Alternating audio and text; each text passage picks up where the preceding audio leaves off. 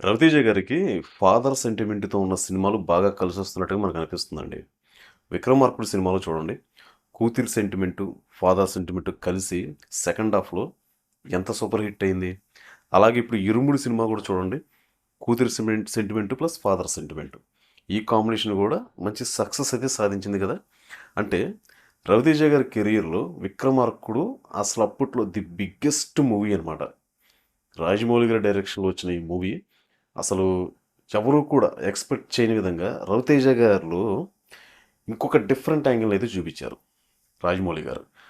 అసలు first character regular character అనమాట. కామెడీగా, ఫన్నీగా, సటైరికల్‌గా అందరిని ఏదో రకంగా అంటే మనం రెగ్యులర్‌గా చూసే క్యారెక్టర్‌గా ఉంటుంది. కానీ సెకండ్ క్యారెక్టర్ అసలు చాలా డిఫరెంట్‌గా ఉంటుంది. ఎమోషనల్‌గా ఉంటుంది. పవర్‌ఫుల్‌గా ఉంటుంది. ఎవరినైనా సరే ఎదిరించే విధంగా ఉంటుంది. ఎస్పెషల్లీ ఒక కూతురి కోసం తండ్రి తాపత్రయపడే పాత్రలో రవితేజ గారి క్యారెక్టర్ మాత్రం అసలు నిజంగా 'విక్రమార్కుడు' సినిమాలో అద్భుతంగా ఉంటుంది. ఫస్ట్ హాఫ్ కన్నా సెకండ్ హాఫ్‌లో చాలా అద్భుతంగా పెర్ఫార్మ్ చేశారు రవితేజ గారు. అసలు ఆ మీస్ కట్టు గాని, ఆయన ఆహభావాలు కానీ, ఆయన హుందాతనం పోలీస్ క్యారెక్టర్‌లో, ఆ ఫైట్ సీన్స్ అసలు ముఖ్యంగా విలను ఆయన్ని ఏమంటారు చనిపోయేటప్పుడు కూడా ఆ డైలాగ్ ఉంటుంది చూసారా? అది సినిమాలో అద్భుతంగా ఉంటుందన్నమాట.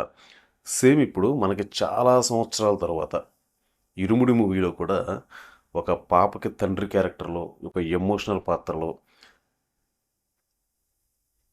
పాప, తండ్రి వాళ్ళ అనుబంధం గురించి వచ్చే సన్నివేశాలు ఈ సినిమా కూడా చాలా అద్భుతంగా చూపించారు. చాలా ఎక్స్ట్రార్డినరీగా ఉంటాయి ఎలివేషన్స్ అసలు.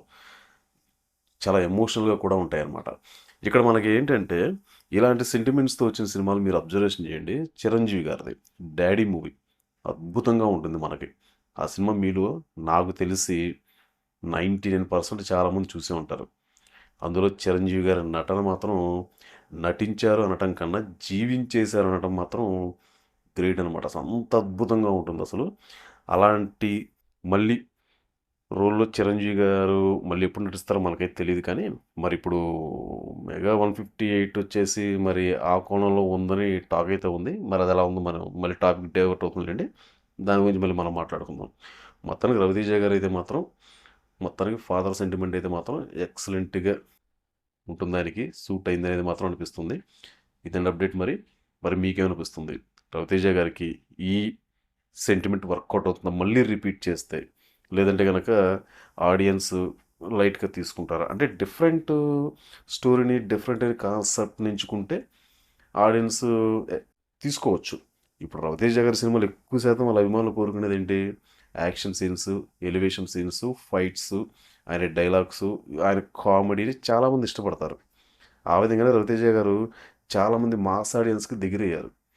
మరిప్పుడు 'ఇరుముడి' సినిమాతో ఆయనలో ఉన్న ఇంకో కొత్త కళను బయటికి తీశారు. అంత మాస్ ఎలివేషన్స్ లేకపోయినా కానీ బాగానే ఉంటుంది సినిమా. సినిమాలో ఎమోషనల్ సీన్స్‌కి పెద్ద పీట వేశారనమాట. మరి ఇదేంటి అప్డేట్. మరి మొత్తానికి ఈ కాంబినేషన్ 'రవితేజ' గారికైతే మళ్ళీ రెండోసారి కలిసొచ్చింది. దీనిపై మీరేమంటారనేది కింద కామెంట్ రూపంలో తెలియచేయండండి. ఇప్పటికి ఎవరైనా సరే మీరు 'ఇరుముడి' మూవీ చూడడం వల్ల అయితే చూసిరండి. మంచి ఎమోషనల్ మూవీ బావుంది. చూసొచ్చిన వాళ్ళు ఎలా ఉందనేది కూడా కామెంట్ రూపంలో తెలియచేయండి. తిరిగి మళ్ళీ రేపు మనం మరొక లేటెస్ట్ అప్డేట్‌తో మళ్ళీ కలుసుకుందాం.